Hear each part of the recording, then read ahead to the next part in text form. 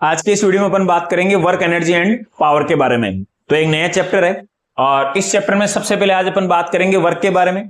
इसके बाद में वर्क कंप्लीट होने के बाद में अपन स्टडी करेंगे एनर्जी और पावर के बारे में। तो स्टार्ट करते हैं, वर्क क्या होता है। तो फर्स्ट जो अपना टॉपिक रहेगा वो रहेगा वर्क। ओके, वर्क के बारे में अपने लोअर क्लासेस में ऑलरेडी स्टडी कर रखा है कि वर्क एक्चुअली में क्या होता है कि अगर अपन किसी बॉडी पे फोर्स लगाते हैं और फोर्स लगाने के बाद में अगर वो बॉडी डिस्प्लेस हो रही है, इन द सेंस हमने उस बॉडी पे क्या किया है, वर्क डन किया है।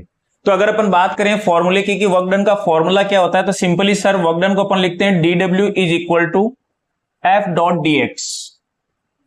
एफ डॉट dx ये हमारे पास वर्क डन का फॉर्मूला होता है। ये फॉर्मूला कहां से आया, तो जो डेफिनेशन है उसी से फॉर्मूला आया कि अगर अपन किसी बॉडी पे फोर्स लगाते हैं और फोर्स लगा के बॉडी को डिस्प्लेस करवा रहे हैं, इसका मतलब हम उस पे क्या कर रहे हैं, वर्क डन। तो हमारे पास दो क्वांटिटी हो गई जो मैंडेटरी है वर्क डन के लिए, एक तो फोर्स और फोर्स के बाद में बॉडी का डिस्प्लेस होना।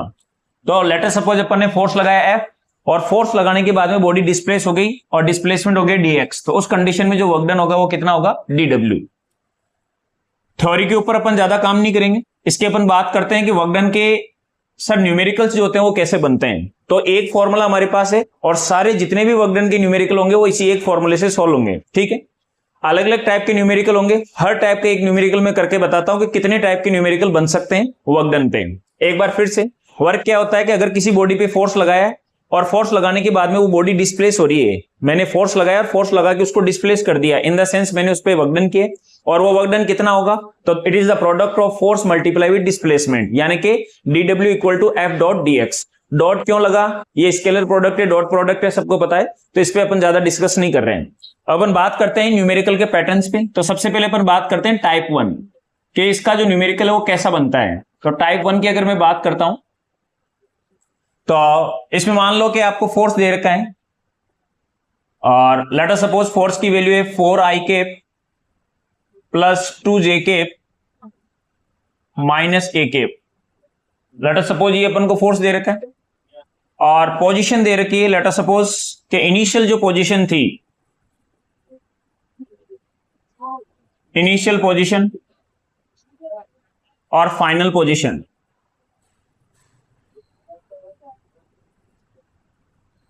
मान लो कि इनिशियल जो पोजीशन है वो बॉडी की है 0 1 1 और फाइनल पोजीशन है 3 1 2, कुछ भी ले सकते हैं अपन। ये एक न्यूमेरिकल आपको गिवन है, तीन डेटा इसमें गिवन है कि एक बॉडी पे अपन ने फोर्स लगाया उसकी वैल्यू दे रखी, दूसरा जब बॉडी पे फोर्स लगाया तो इसकी इनिशियल पोजीशन क्या थी और फाइनल पोजीशन क्या है। तो ये इसकी इनिशियल पोजीशन थी और ये इसकी क्या हो गई, फाइनल पोजीशन, और अपन को फाइंड आउट करना है वर्क डन, तो वर्क कितना होगा। तो वर्क का फॉर्मूला हमारे पास क्या है, तो सर वर्क हमें पता है कि dw इज इक्वल टू क्या होता है, एफ डॉट dx होता है। एफ की वैल्यू ऑलरेडी अपन को गिवन है कि ये एफ है, तो इस पे कोई डिस्कस करने की बात ही नहीं। बात आती है dx यानी कि डिस्प्लेसमेंट। तो डिस्प्लेसमेंट अपन को निकालना आता है। अगर इनिशियल पोजीशन और फाइनल पोजीशन अपन को पता है तो final position minus initial position ही डिस्प्लेसमेंट होता है। तो डिस्प्लेसमेंट निकालते हैं तो क्या हो जाएगा, 3i, इसको अपन क्या लिखेंगे, इसको अपन लिखेंगे sir 3i plus j plus 2k, और इसको क्या लिखेंगे, i तो 0 हो गया, j यहां साइड में लिखता हूं, jk प्लस k, ये हो जाएगी इनिशियल और ये हो जाएगी फाइनल। तो फाइनल माइनस इनिशियल करते हैं, 3i माइनस, इधर i का कोई डेटा नहीं है यानी कि 3i, तो यहां लिखता हूं मैं 3i, और j माइनस j 0 हो गया और 2k माइनस k क्या हो गया, k। तो ये हमारे पास आया डिस्प्लेसमेंट वेक्टर। फिर से ध्यान से देखें, तो sir displacement vector already given नहीं था, उसको कैलकुलेट करना था, तो कैसे किया, फाइनल माइनस इनिशियल। तो ये फाइनल पोजीशन थी जिसको मैंने वेक्टर फॉर्मेट में लिखा 3i plus j plus 2k, और इनिशियल थी 0i यानी कि लिखने का कोई मतलब नहीं है, 1j यानी कि j और 1k यानी कि k। इसमें से इसको माइनस किया, 3i आ गया, j में से j कैंसिल और 2k में से k बचा, तो हमारे पास क्या हो गया, k। तो 3i आ गया, j खत्म हो गया और यहाँ पे k आ गया, 3i प्लस k। ठीक, अब यहां पर वैल्यूज पुट करते हैं। ये जो वैल्यू मैंने निकाली है किसकी है, ये डिस्प्लेसमेंट की। डिस्प्लेसमेंट वेक्टर निकालते हैं अपन final position minus initial position. तो ये मैंने final position minus initial position किया, तो ये हमारे पास डेटा आया, इसको अपन बोलते हैं डिस्प्लेसमेंट। तो ये हो गया मेरे पास dx वेक्टर। ठीक है, दोनों वैल्यूज को यहां पुट करते हैं। वर्क का फॉर्मूला है एफ डॉट dx। तो एफ हमारे पास कितना है सर, एफ है हमारे पास 4i plus 2j minus k cap. Dot की जगह डॉट, dx हमारे पास कितना है तो dx कैलकुलेट कर लिया 3i प्लस के कैप। आई होप के डॉट प्रोडक्ट सबको आता होगा, तो डॉट प्रोडक्ट करते हैं तो क्या हो जाएगा, आई डॉट आई 1 हो जाएगा, तो ये हो जाएगा 4 3 जा 12, जे डॉट जे, तो इधर जे कितना है 2 और इधर जे है ही नहीं, यानी कि ये 0 बन गया। के डॉट के 1 होता है और मल्टीपल हो जाएगा -1, तो आंसर आ जाएगा सर 11 जूल। ये हमारे पास वर्क डन हो जाएगा। जिनको डॉट प्रोडक्ट क्रॉस प्रोडक्ट नहीं आता है उनको वेक्टर नाम का चैप्टर पढ़ना पड़ेगा, बाकी जिनको आता है उनको पता है आई डॉट आई 1 होता है, तो ये 1 हो गया और ये 4 3 जा 12 हो गया, तो 12 मल्टीप्लाई 1 इज 12। और जे डॉट जे 1 होता है, इधर जे है और इधर जे कितना है 0 है, तो यहां से कैंसिल आउट हो जाएगा, 0 से मल्टीप्लाई होकर 2j 0 बन गया। के डॉट के 1 होता है, इसका मल्टीपल -1 और इसका मल्टीपल 1 है, तो ये हो जाएगा -1, 11 जूल इज द आंसर। ये था टाइप 1 न्यूमेरिकल। तो इसमें अपन ने क्या फील किया कि सर ऑलरेडी जो अपन को डेटा दे रखा था वो जो फॉर्मेट था वो क्या था, वेक्टर फॉर्मेट था, यानी कि डेटा क्या दे रखा था, फोर्स दे रखा था और डिस्प्लेसमेंट दे रखा था, जिसको अपन ने कैलकुलेट कर लिया। तो फोर्स को देखो ये भी एक वेक्टर फॉर्मेट में है, आई जे और के फॉर्मेट में, और डिस्प्लेसमेंट जो अपन ने निकाला वही भी आई और जे और के फॉर्मेट में है। यानी कि सर हमें क्या समझ में आया कि सर ये जो डेटाज अपन को ऑलरेडी गिवन था, चाहे अपन को फोर्स गिवन था चाहे अपन को डिस्प्लेसमेंट गिवन था, ये दोनों की दोनों ही चीजें जो है हमारे पास वेक्टर फॉर्मेट में है। अगर वेक्टर फॉर्मेट में है तो फॉर्मूले को भी अपन वेक्टर फॉर्मेट में यूज करते हैं, यानी कि f dot dx as it is काम में आ गया। और कैसा न्यूमेरिकल बन सकता है, तो अपन बात करते हैं टाइप 2 की। टाइप 2 की न्यूमेरिकल कैसा बनता है, लेट अस सपोज हमारे पास एक बॉडी है और इसका कोई भी मास मान लो, लेट अस सपोज 2 kg मान लो, और इस बॉडी पर अपन ने एक फोर्स लगाया ऐसे, और लेट अस सपोज फोर्स की वैल्यू है 10 न्यूटन, और यहां पर ये जो फोर्स लगाया है ये हॉरिजॉन्टल से एक पर्टिकुलर एंगल पे लगाया है, और मान लो एंगल की वैल्यू है 37, ठीक है। 10 न्यूटन का फोर्स 37 पे लग रहा है, 2 kg बॉडी है, और आपको गिवन है कि 8 टाइम t इक्वल टू 0, अगर u इक्वल टू 0 है तो आपको फाइंड आउट करना है, find out work done in 2 second, ऐसा कुछ दे रखा है। एक बार न्यूमेरिकल को फिर से देखें, थोड़ा सा स्पीडली करवा रहा हूं क्योंकि ये बेसिक चीजें और ये सबको आती है। 2 kg की एक बॉडी है, इस पे 10 न्यूटन 37 डिग्री पे फोर्स लगाया। आपको ये कंडीशन गिवन है कि टी टाइम पे v जो इसकी वेलोसिटी है वो कितनी है 0। टी टाइम का मतलब इनिशियल वेलोसिटी कितनी दे रखी है 0, यानी कि u की वैल्यू 0 दे रखी है। आपको बोला कि find out work done in 2 second, हमें वर्क डन निकालना है 2 सेकेंड में। तो सबसे पहले अपन बात करते हैं कि सर वर्क डन का फॉर्मूला क्या होता है। तो वर्क डन का जो हमारे पास फॉर्मूला है वो है dw is equal to f dot dx, ये हमारे पास फॉर्मूला है। अब बात आती है कि सर इस फॉर्मूले को एज इट इज काम में लें या इसको चेंज करें। तो पहले वाले न्यूमेरिकल और इस न्यूमेरिकल में ये डिफरेंस है कि सर पहले जो डेटा दे रखा था f और dx, ये दोनों वेक्टर फॉर्मेट में दे रखे थे, f भी वेक्टर फॉर्मेट में था और dx भी वेक्टर में था, इसलिए इस फॉर्मूले को अपन ने as it is vector format में काम में लिया। लेकिन यहां पर अपन को फोर्स दे रखा है केवल मैग्नीट्यूड में, और डिस्प्लेसमेंट भी अपन मैग्नीट्यूड में निकालेंगे। तो उस कंडीशन में अपन क्या करेंगे कि अगर ये मैग्नीट्यूड में दे रखा है तो इसको भी मैग्नीट्यूड में कन्वर्ट कर लेते हैं। तो फॉर्मूला बन जाएगा f डॉट dx को क्या लिखेंगे, f dx cos थीटा, ये अपन काम में लेंगे। f की जगह f आ गया, dx की जगह dx और डॉट का बन गया cos थीटा, ये अपन काम में लेंगे। अब f dx और थीटा की वैल्यू अपन फाइंड आउट करते हैं। तो नो डाउट ध्यान से देखे जाए कि ये जो 10 न्यूटन फोर्स लग रहा है, इस 10 न्यूटन के 2 कंपोनेंट होंगे, एक कंपोनेंट आ जाएगा इधर और एक कंपोनेंट आ जाएगा 10 न्यूटन का इधर। 10 न्यूटन का इधर जो कंपोनेंट आएगा वो कितना आएगा 10 cos 37। 10 cos 37 का मतलब क्या हो जाएगा, cos 37 हमारे पास होता है 4/5, तो ये आंसर आ जाएगा 8 न्यूटन। और इधर क्या आ जाएगा, दैट इज sin 37, तो 10 sin 37 हो जाता है और sin 37 होता है दैट इज 3/5, तो ये वैल्यू हमारे पास बन जाएगी 6। यानी कहने का मतलब जो 10 न्यूटन फोर्स थे इसके 2 कंपोनेंट बना लिए, एक कंपोनेंट ये हो जाएगा हॉरिजॉन्टल में, एक कंपोनेंट हो जाएगा वर्टिकल में। अब हमें पता है कि सर अगर 10 न्यूटन फोर्स इधर लगता है तो बॉडी ऊपर नीचे चलेगी या आगे पीछे चलेगी, तो नो डाउट वर्टिकल में तो चलेगी नहीं, बॉडी चलेगी हॉरिजॉन्टल में, यानी कि ये फोर्स हमारे काम में नहीं आएगा और ये वाला जो फोर्स है हमारे काम में आएगा।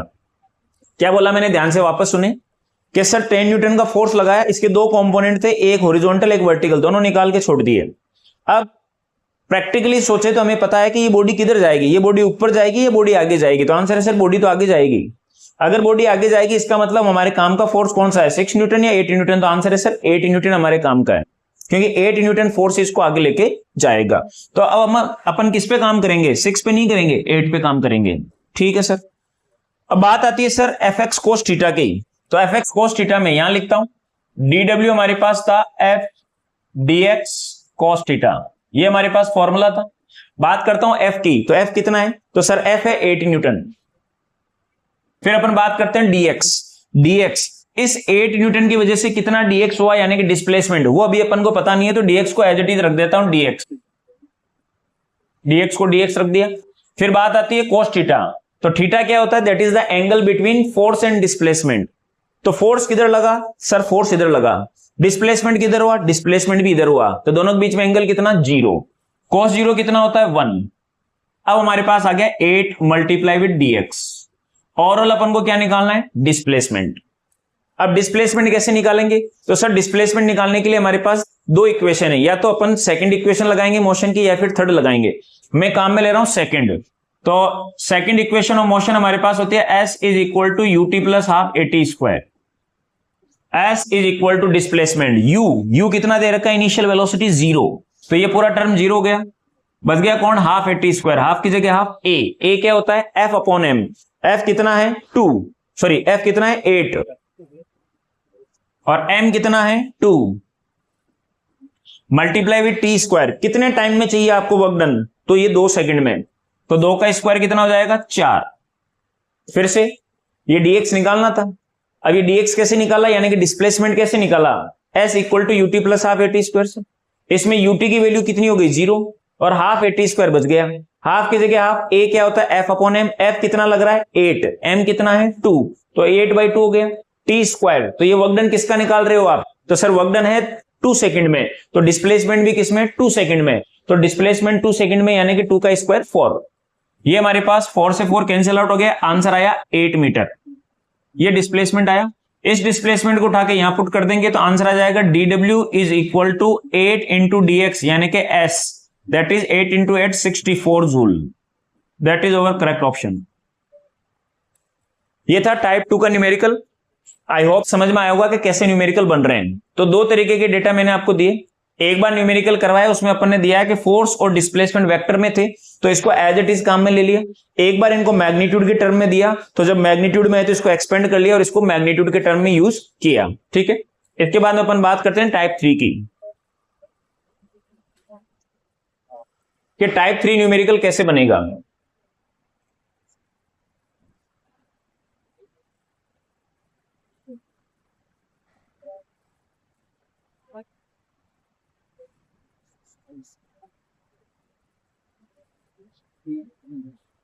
और f दे रखा है 3x स्क्वायर प्लस 1। ठीक है, और आपको बोला कि find out work done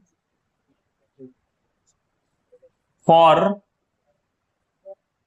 x equal to 1 to x equal to 3 metre, ऐसा आपको गिवन है। ठीक है, तो ये पैटर्न देख के हमें क्या समझ में आया कि सर यहां पर हमें f जो दे रखा है, it is a function of x, f is a function of x, ये वाला फॉर्मेट है। सॉल्व कैसे करते हैं, सॉल्व करने के लिए वापस फिर से जनरल फॉर्मूला लगाते हैं, dw हमारे पास बन जाएगा f डॉट dx, और इसको अगर मैं लिखता हूं तो ये बन जाएगा f dx cos थीटा। अब इस न्यूमेरिकल में कहीं पे इस थीटा का डिस्कशन नहीं है। अगर थीटा अपन को गिवन नहीं है तो बाय डिफॉल्ट अपन मान के चलेंगे कि थीटा कितना है, 0, क्योंकि जिधर अपन फोर्स लगा रहे हैं हम मान रहे हैं उधर ही डिस्प्लेसमेंट हो रहा है। तो अगर थीटा गिवन नहीं है तो थीटा को 0 मान लेते हैं। इस तरीके के जितने भी न्यूमेरिकल आते हैं उनके लिए बात कर रहा हूं कि ऐसा अगर कोई फंक्शन का न्यूमेरिकल आया और अगर अपन को थीटा नहीं दे रखा है तो 99% थीटा होता ही नहीं है, तो बाय डिफॉल्ट थीटा 0 लेना है, क्योंकि जिधर हमने फोर्स लगाया डिस्प्लेसमेंट भी उधर ही हो रहा है। ठीक है, ऐसा हम मान रहे हैं। तो थीटा की वैल्यू 0 पुट करेंगे तो cos 0 1 हो जाएगा, तो यहां से मैं रिमूव कर देता हूं, तो फॉर्मूला हमारे पास बच गया f dx। ठीक है, अब f dx में वैल्यू पुट करते हैं, तो सर f की वैल्यू कितनी है, f की वैल्यू हमारे पास है 3x स्क्वायर प्लस 1, dx की जगह अपन ने रखा dx, तो ये हमें समझ में आया कि सर ये dw बना। अब दोनों साइड अपन क्या करेंगे, इंटीग्रेट, इधर भी इंटीग्रेट और इधर भी इंटीग्रेट। dw का तो बन जाएगा w, और इधर इंटीग्रेट करेंगे तो x की लिमिट दे रखी है, यहाँ वेरिएबल कौन है x, और x की लिमिट अपन को दे रखी है कहां से कहां, 1 metre to 3 metre, from 1 to 3, या बेसिक इंटीग्रेशन है। 3x स्क्वायर का क्या हो जाएगा, 3x क्यूब बाई 3, और लिमिट लग जाएगी यहां पर फ्रॉम 1 टू 3, प्लस 1 dx का क्या बन जाएगा x, और लिमिट लग जाएगी फ्रॉम 1 टू 3। सॉल्व कर लेंगे, 3 से 3 कैंसिल आउट हो जाएगा, x क्यूब की पावर x क्यूब की लिमिट 3 और 1, तो एक बार 3 पुट करेंगे तो आ जाएगा 27, एक बार 1 पुट करेंगे तो 1 का क्यूब 1 रह जाएगा, और यहां पर आ जाएगा x की जगह 3 माइनस 1 यानी कि 2, ये हो जाएगा 27 माइनस 1 26, और ये हो जाएगा 2 यानी कि 28 जूल। ये हमारे पास रहेगा वर्क डन की वैल्यू, दैट इज W। ठीक है, तो ये एक और पैटर्न था जिसमें f is a function of क्या था, x था। इसी तरीके से अपन चलते हैं टाइप 4 पे, कि टाइप 4 जो न्यूमेरिकल है वो कैसा बनेगा। टाइप 4 में मान लो कि आपको फोर्स दे रखा है, और फोर्स दे रखा है it is a function of t। Late us suppose यही न्यूमेरिकल लिख देते हैं, और यहां लिख दिया 3t स्क्वायर प्लस 1। तो दोनों में क्या डिफरेंस किया मैंने, ये था f is a function of x, और ये क्या, f is a function of t, और आपको बोला गया है कि फाइंड आउट करो वर्क डन फाइंड आउट करना है, कहां से कहां करना है, for the time t equal to 1 second to t equal to 2 second, कोई भी टाइम ले लेते हैं। अब इसको कैसे सॉल्व करते हैं, तो फिर से अपन देखो इधर, क्या सर हमारे पास जो फॉर्मूला था dw का, वो हमारे पास था कितना, dw इज इक्वल टू हमारे पास था f dx। सारा सॉल्व कर दिया मैंने, वही सेम इस तरीके से कि f डॉट dx था, स्केलर डॉट कॉस बन गया, f dx cos थीटा हो गया, थीटा 0 मान लिया, cos 0 1 हो गया, तो हमारे पास f dx बच गया। अब प्रॉब्लम ये है कि सर यहां पर अगर मैं f पुट करता हूं तो f क्या है हमारे पास, 3t स्क्वायर प्लस 1, या सिंपली ले लो इसको 3t स्क्वायर, और इजी कर देता हूं, कोई भी फंक्शन ले लो। तो जब मैं f यहां पर पुट करता हूं 3t स्क्वायर, और इधर आता है dx, तो जब मैं इसको इंटीग्रेट करूंगा तो कर नहीं पाऊंगा, क्यों, क्योंकि इधर तो वेरिएबल कौन है, टाइम, और इधर वेरिएबल इंटीग्रेशन किसके साथ हो रहा है, dx के साथ। या तो ये भी x हो, ये x हो, या फिर ये t है तो ये वहां पर भी क्या होना चाहिए, dx की जगह dt होना चाहिए, ताकि इंटीग्रेट कर पाओ। जैसे यहां था, यहां dx था, सॉरी यहां dx था तो यहां भी x था, तो इंटीग्रेट कर दिया, यहां कांस्टेंट था तो कर ही दिया। तो प्रॉब्लम ये आ रही है, तो इसको कैसे सोल्व करेंगे, तो देखो वैल्यू पुट करने से पहले थोड़ा सा चेंजेस करें इसमें। तो हम क्या करेंगे, इस जो फॉर्मूला है उसको ऊपर नीचे dt से मल्टीप्लाई कर देते हैं, ऊपर नीचे किससे मल्टीप्लाई करवा दिया, dt से, और ये जो dx अपॉन dt है ये क्या बन गया, वेलोसिटी। तो हमारे पास जो dw का फॉर्मूला है वो बन गया fv मल्टीप्लाई विद dt, ये हमारे पास बन गया fv मल्टीप्लाई विद dt। ठीक है, अब हमें पता है कि जो f है, f तो फंक्शन ऑफ टाइम है ही, f is a function of time, उसी तरीके से वेलोसिटी भी क्या चाहिए, as a function of time. तो f तो दे रखा है ऑलरेडी, अब हमारे पास वेरिएबल कौन है यहाँ पे, पहले dx था, अब वेरिएबल dt है, तो f भी फंक्शन होना चाहिए टाइम का, और वेलोसिटी भी फंक्शन होना चाहिए टाइम का। तो f तो ऑलरेडी फंक्शन टाइम का है, लेकिन वेलोसिटी के बारे में डिस्कस करते हैं, तो इधर आ जाते हैं, पूरा फोकस वेलोसिटी पे। तो हमारे पास पता है कि सर v की जो फॉर्मूला होता है, v होता है u प्लस at, और t को लिख दिया मैंने dt। v हमारे पास होता है u plus at, u plus a, और टाइम लिया पहला वाला टाइम, छोटा सा टाइम dt। और इसमें गिवन है आपको कि इनिशियल वेलोसिटी 0 है, ये न्यूमेरिकल में गिवन है। तो अगर इनिशियल वेलोसिटी 0 है तो हमारे पास v क्या जाएगा, ये 0 हो गया तो हमारे पास बन जाएगा a dt। ठीक है, ओके, अगर ये a dt बन जाएगा तो a क्या होता है, f अपॉन m, और ये वेलोसिटी क्या बन जाएगी, dv। अगर छोटा सा टाइम लिया तो वेलोसिटी भी छोटी सी बन जाएगी, दैट इज dv।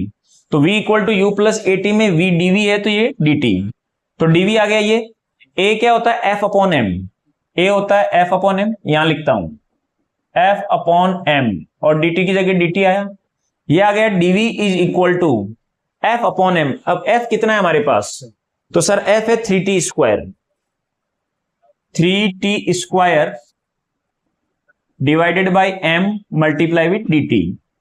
ठीक है, dv दोनों साइड इंटीग्रेट कर देते हैं, तो dv का तो बन जाएगा v, और यहां कांस्टेंट आ गया 3 और m, ये तो बाहर चला जाएगा, t स्क्वायर का क्या बन जाएगा, t क्यूब बाई 3, 3 से 3 कैंसिल आउट हो गया, तो v हमारे पास बचा t cube divided by m, t cube divided by m। तो ध्यान से देखो v is a function of time बन चुका है, थोड़ा सा लेंदी है, अच्छे लेवल का क्वेश्चन है, हो सकता है कि ऐसा आए, क्योंकि ये तो आप कर ही लोगे। F is a function of X अगर दे रखा है तो हो जाएगा, लेकिन F is a function of time दे रखा है तो थोड़ा सा टाइम टेकिंग होता है। प्रोसेस भी आपको याद रखना है कि कैसे करते हैं इसको। अब सर फाइनली सारा जितना भी काम करना था हो चुका है। अब वापस इन वैल्यूज को यहां पुट करते हैं, इस फॉर्मूले पे काम करते हैं। तो सर हमारे पास dw कितना था, dw हमारे पास था एफ वी डी टी। एफ कितना है हमारे पास 3t स्क्वायर। वेलोसिटी कितनी है हमारे पास t cube divided by m, और dt की जगह हमारे पास क्या है dt। दोनों साइड इंटीग्रेट कर देंगे, dw तो बन जाएगा w, और यहां से देखो ये 3t स्क्वायर और t क्यूब, तो ये क्या बन गया 3 और m तो कांस्टेंट है, 3 डिवाइडेड बाई m, ये तो बाहर आ जाएंगे। अंदर बन जाएगा t की पावर 5 और ये dt, और टाइम की लिमिट कितनी है 1 to 2, तो ये dt वेरिएबल है तो 1 से 2। सॉल्व करते हैं।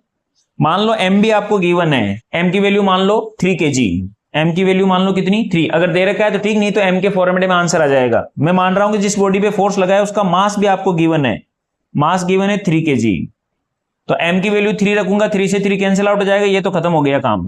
अंदर इंटीग्रेशन कर देते हैं तो ये हो जाएगा t की power 6 divided by 6। Limit put कर देंगे फ्रॉम 1 to 2, ये 6 तो बाहर आ जाएगा 1/6, और अंदर लिमिट बन जाएगी t की पावर 6, तो t को एक बार रखेंगे 2, तो 2 की पावर 6 हो जाएगा, और एक बार t की वैल्यू रखेंगे 1, 1 की पावर 6 हो जाएगी, ये हो जाएगा 1/6। 2 की पावर 6 कितना होता है, तो 2 2 जा 4, फिर उसके बाद में हो जाएगा 8, 4 8 16, उसके बाद में 32 और 64, 64 माइनस 1 हो जाएगा, ये हो जाएगा 63, तो आंसर आएगा सर 63/6 जूल।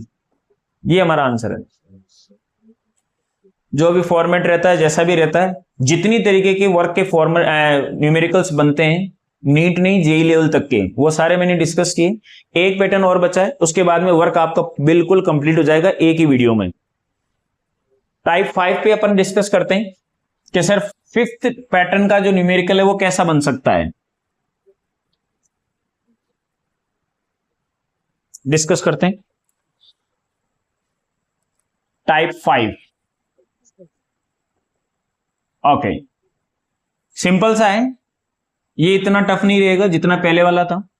इसमें आपको दे रखा है इधर y एक्सिस पे f और इधर दे रखा है x, और एक ग्राफ दे रखा है इनके बीच में कुछ भी, लेट अस सपोज ये दे रखा है,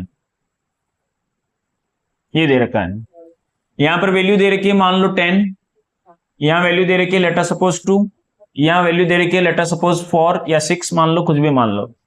ये दे रखा है न्यूटन के अंदर, ये दे रखा है डिस्प्लेसमेंट मीटर के अंदर, और आपको बोल दिया कि calculate work done, calculate work done. ठीक है, तो ध्यान से देखो, तो पहले भी मैंने किसी वीडियो में बताया होगा आपको कि जब भी ग्राफ आता है तो ग्राफ से रिलेटेड दो चीजें हमेशा आपको पता होनी चाहिए, उस ग्राफ का स्लोप और उस ग्राफ का एरिया। ये तो आपको कंपल्सरी निकालना ही निकालना है रफ में।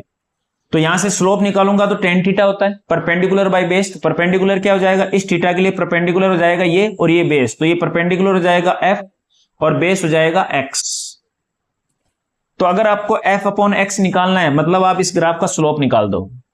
उसी तरीके से एरिया क्या होता है, एरिया होता है लेंथ इंटू विड्थ, तो ऊपर आ रहा है f और इधर आ रहा है x, f इंटू एक्स क्या होता है वर्क। तो यहां से नॉलेज मिली कि अगर आपको वर्क निकालना है तो एरिया निकाल लो, हमें यही काम करना है, वर्क डन निकालना है। इसका मतलब क्या निकालना है, एरिया। एरिया निकाल दो, पहले इस ट्राइंगल का एरिया निकाल दो, तो एरिया क्या होगा half base into height, base हो गया 2 और हाइट हो गया 10, प्लस ये हो जाएगा रेक्टेंगल बन गया, दिस इज 4 और हाइट हो जाएगी इसकी 10, तो हमारे पास 2 से 2 कैंसिल आउट हो गया, ये तो बच गया 10 और ये हो गया 40, तो आंसर आ गया 50 जूल। ये 50 जूल क्या है एरिया, ये 50 क्या है एरिया, और एरिया क्या होता है वर्क, यानी कि क्या हो गया ये work, that is 50 joule. I hope आपको 5 तरीके के पैटर्न मैंने बताए, type 1, type 2, type 3, type 4, type 5 सारे समझ में आएंगे। We will discuss energy in next video. Thank you.